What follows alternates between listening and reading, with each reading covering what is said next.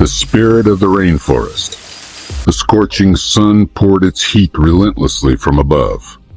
The scent of wet earth mingled with sweat, creating a distinct, almost sacred aroma. On one side of the fields, the wheat swayed gently in the wind, while on the other, the harshness of the soil left marks on the hands of a young farmer named Faraz. With every breath echoing his determination, Faraz pushed the plow through the stubborn earth. His shirt was drenched in sweat, yet his face bore no signs of exhaustion or complaint. In his eyes danced a strange hope, a hope that woke with every sunrise and faded with every dusk. For Faraz, the greatest dream in life was to earn just enough for 2 meals a day. Sometimes he succeeded, sometimes not. His mother, waiting in the small earthen courtyard of their modest hut, looked toward the path from the fields not just for grain, but for the hope her son carried. Faraz's father had passed away in his childhood. His mother, his entire world, raised him by working in the villas of the wealthy, scrubbing floors and washing dishes. But as soon as Faraz came of age, he told her, "You won't work anymore. I will earn for both of us." And so, he toiled the land of rural Java, day after day praying for blessings. Allah. He toiled the land of rural Java, day after day praying for blessings. Allah, thank you, he would whisper, looking up at the sky before bending to the earth again. He had learned to work hard since childhood, and nothing gave him more peace than food earned through sweat. His hands had hardened under the weight of labor, but he embraced this life. It was his fate. But today, something felt different. The sun's heat was the same, but Faraz's body seemed to sweat more. A strange restlessness stirred in his chest. He shook it off and continued plowing. But then, he heard a voice, soft and serene. "You work so hard under this sun. Aren't you tired?" Faraz stopped and looked up, startled. Standing before him was a woman, not an ordinary one. Her long, dark hair flowed like a shadow in the sunlight, and her deep eyes glowed like moonlit water. Her presence radiated calm. Clad in white, she shimmered against the brightness. Who are you?" Awe and hesitation tangled in his voice. She smiled, a smile that pierced right into the heart. "I was just passing by. I saw you and stopped. You work very hard." "Without hard work, there is no food."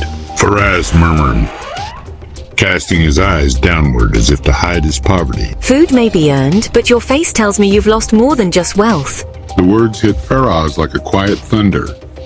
No one had ever seen his pain so clearly. He forced a smile, but his pain leaked through it. "Have you had any water?" "No, not yet," he replied, avoiding her gaze. She extended her hand and brought out a clay flask. Faraz blinked. Where had it come from? As soon as he drank, a strange freshness filled his body. The exhaustion vanished like mist.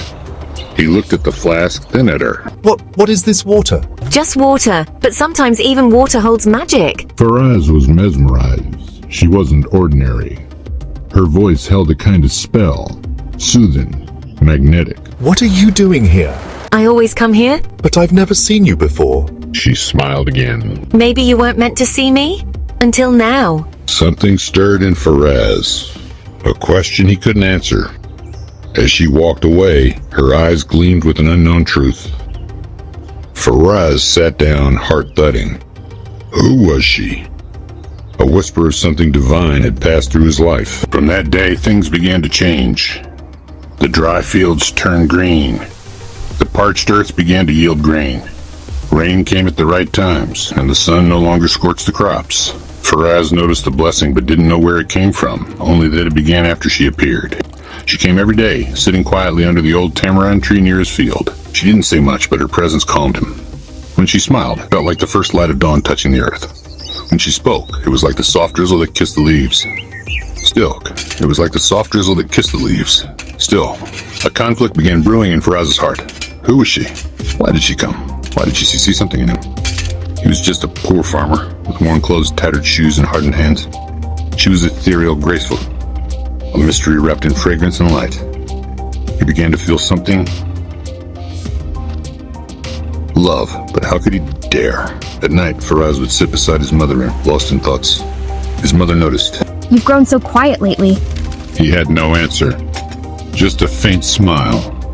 Whispers spread in the village. "Have you seen the strange woman near Faraz's field? Be careful. Spirits often appear in such remote places. One evening, a storm came. Thunder crashed and wind howled through the palm trees. A tree outside Faraz's hut was about to fall on the roof. He ran outside, helpless, when she appeared. Raising her arms, she stood before the falling tree. A strange light flickered, and the tree stopped midair, as if held by invisible hands. Faraz gasped. She was not ordinary. She was the spirit, the jungle guardian, Jin Jadia's villagers called her. But Faraz no longer feared. His heart now held only love. The blessings on his field, his crops, his home. He now understood. All had begun with her. She had protected not just his home, but his soul. From that day, she came more often, sitting by the tree, listening quietly. The simplicity in Faraz charmed her. They barely spoke, but the silence between them spoke volumes. Soon, the entire village talked about it. He's in love with a spirit.